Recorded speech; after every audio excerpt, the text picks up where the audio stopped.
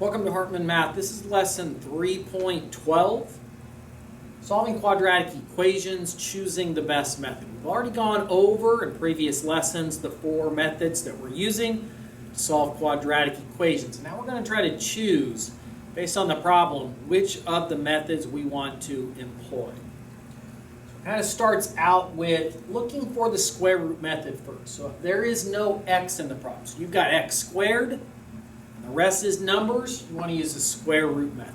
There is the alternate opportunity where it's like x plus 3 squared, and that's the only x, something like that, where we could isolate that. That's also square root method.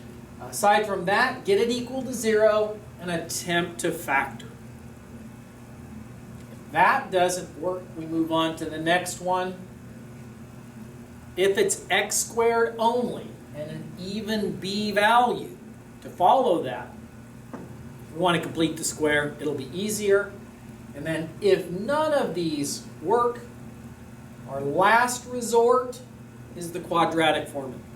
It's the last resort because it's the hardest one to actually simplify correctly and get the correct solutions.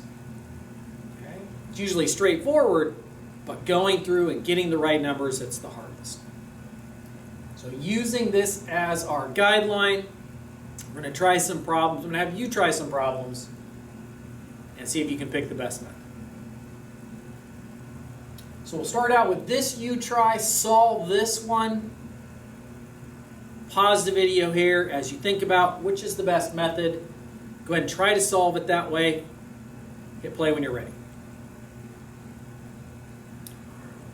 So it's got an x, so I'm not going to do the square root method. I think I'm going to try to factor this. But with negative 10, our only options are negative 1 and positive 10. That's not going to work here. Negative 2, positive 5. That's not going to work. So it's not going to work with the factoring. So we move to number 3. Should we do complete the square? It does start with x squared. That is even. We want to do complete the square. So step number 1 would be to undo the minus 10, get that constant to the other side. Now let's see what our c is that we would add to both sides, our completing the square number. Divide the negative 6 by 2, you get negative 3. Square that, you get 9. Add 9 to both sides. The left side, we want to write as the square of a binomial, x, and then what did we square to get the 9? We squared negative 3.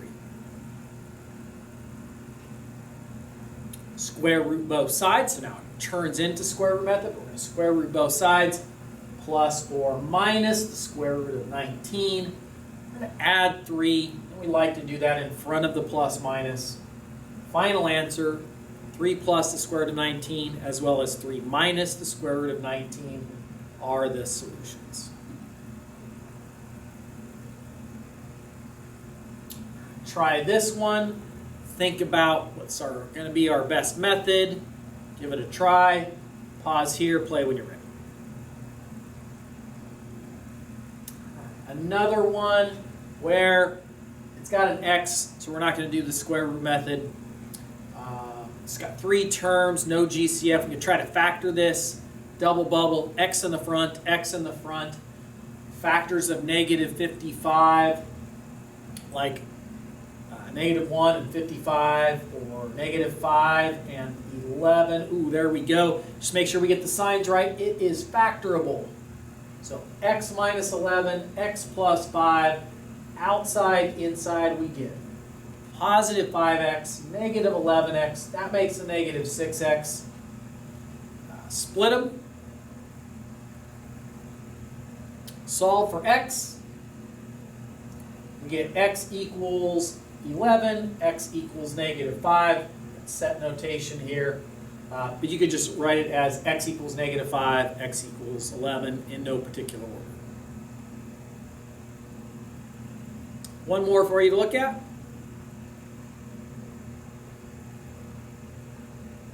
Pause here. Come up with the best method. See how you do. Not going to do the square root method. I don't think it factors. The only way of getting the plus 2 is x minus 1 and x minus 2, and that's going to get us negative 3x, not there. Complete the square. It does start with x squared, but not even, so I don't want to divide that by 2. Last resort, let's do the quadratic formula. A is 1, B is negative 9, C is 2. It's already equal to 0, so we're ready for ABC. So there's the setup. Evaluate the discriminant part, the part underneath the square root.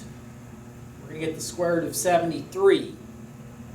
And that's a prime number, so since we can't break it down, I think we're done right there. There we go.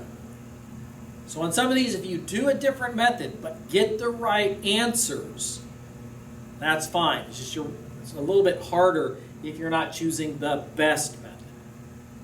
If you choose a different method and you weren't able to get it to work out, it's no good. You want to choose the best method. So good luck with that. That's it for today. I'll see you next time.